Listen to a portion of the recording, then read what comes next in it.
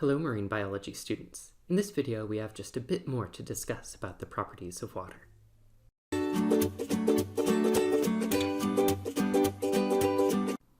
Temperature isn't the only unique feature of water. Water is also a solvent.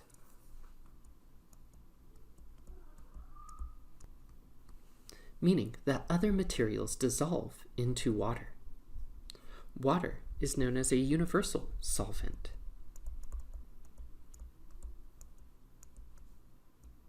Because it's so good at dissolving various types of salts. Any substance dissolved in water is known as a solute. Ocean water has solutes dissolved in the water. The level of solutes is called its salinity.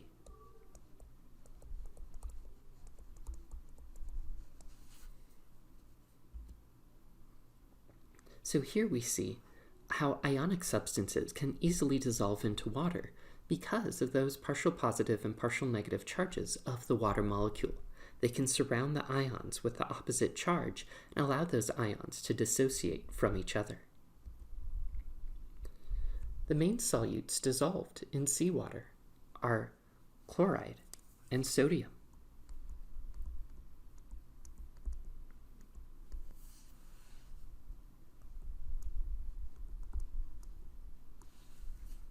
Giving seawater its salty taste. However, there are several other solutes as well. Now, the ratio of the solutes in seawater are remarkably consistent, even when the overall salinity can vary in different water masses. Looking at this chart, we can see the common ions in seawater include chloride and sodium, sulfate, magnesium, calcium, and potassium. And these percentages are remarkably consistent. So 55.03% of the ions dissolved in seawater consistently will be chloride ions. Likewise, 30.59% of the ions dissolved in seawater are going to be sodium, with diminishing amounts of the other ions, yet they are detectably there, they are consistently present in specific percentages. And again, what's surprising is it doesn't matter if the total salinity of the seawater is 32 parts per thousand or 37 parts per thousand, this ratio between the ions will be consistent. The salinity of seawater.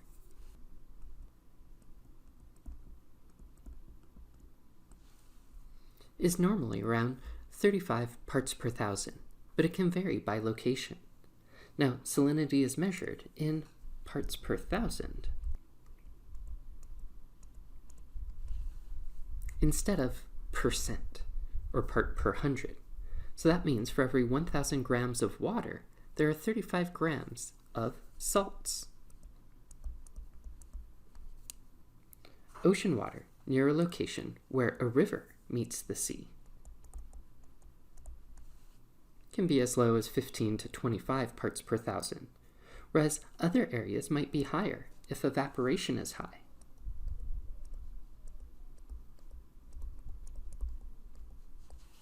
And there are no rivers bringing fresh water, or there's not a significant amount of precipitation. Water is also relatively transparent.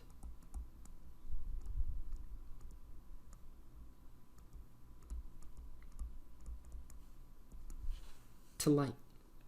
This means that sunlight shining on the surface can penetrate.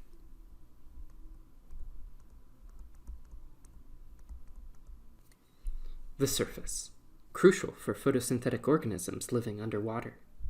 This level of penetration varies greatly depending on the amount of particles in the water.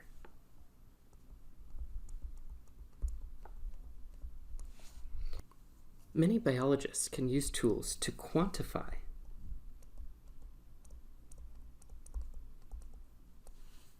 how clear water is. One of these tools is known as the Secchi disk.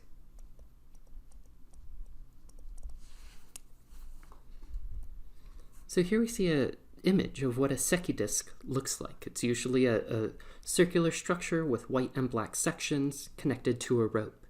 You lower the rope down far enough until the sections on the disk are no longer distinguishable from each other just based on sight.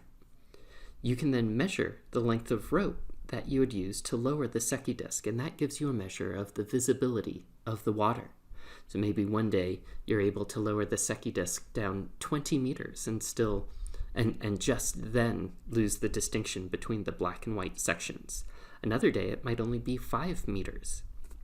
These types of measurements for water clarity are important in marine biology. It turns out that different wavelengths of light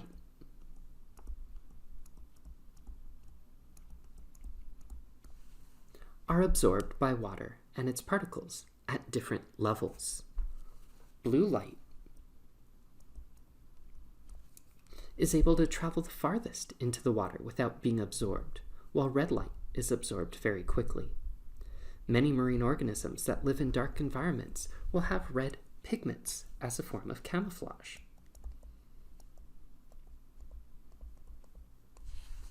Now, we don't often think of red as being a typical camouflage pigmentation color, but when you live in an environment that does not have red light, it will not be reflected. And so here we can see a picture of a sea star that was filmed about 30 meters or 90 feet down under natural lighting conditions, and you can see the very ends of it sort of blend into its surroundings. That same sea star with a picture using an electronic flash, clearly we can see the red ends to its appendages.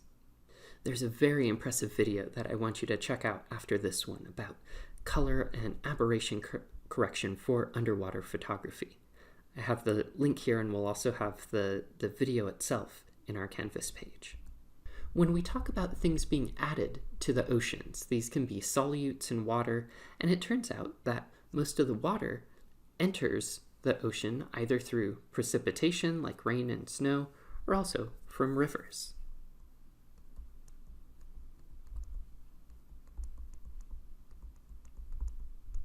And the rivers are returning precipitation that had fallen on the land. A far lesser extent, you might say that water is being added by polar ice. But that is a reduced amount. Solutes or salts are added to the ocean from the weathering of rocks,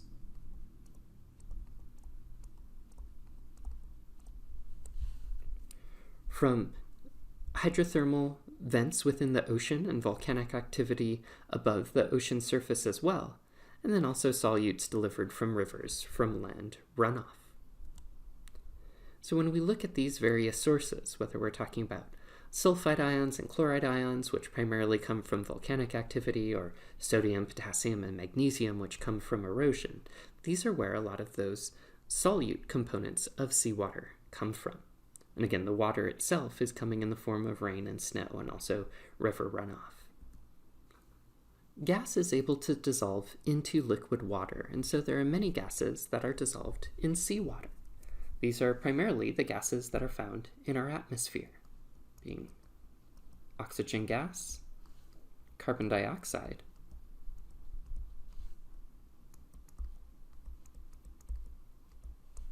and nitrogen gas. Gas from the atmosphere dissolve into the seawater at the sea surface. Now, occasionally, the reverse, known as off-gassing, also occurs, where deep seawater comes up with a different combination of gases and releases those gases into the atmosphere at the sea surface. Many organisms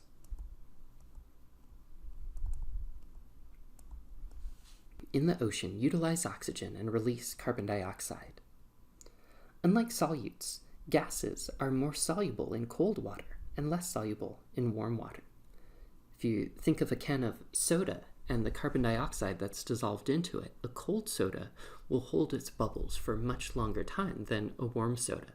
Again, that just has to do with the solubility of gases in liquids.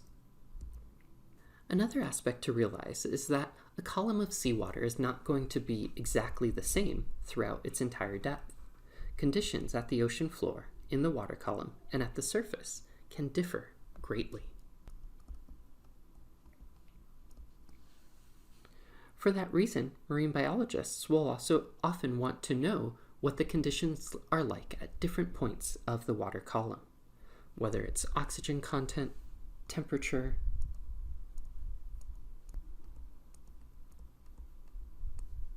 salinity, and other factors. They're often very different from one depth to another. Pressure is something that will also increase as one travels farther down the water column. And this is because the water at the bottom has the weight of all the water above it pushing down on it, which means that organisms living down deep in the water column also experience this pressure.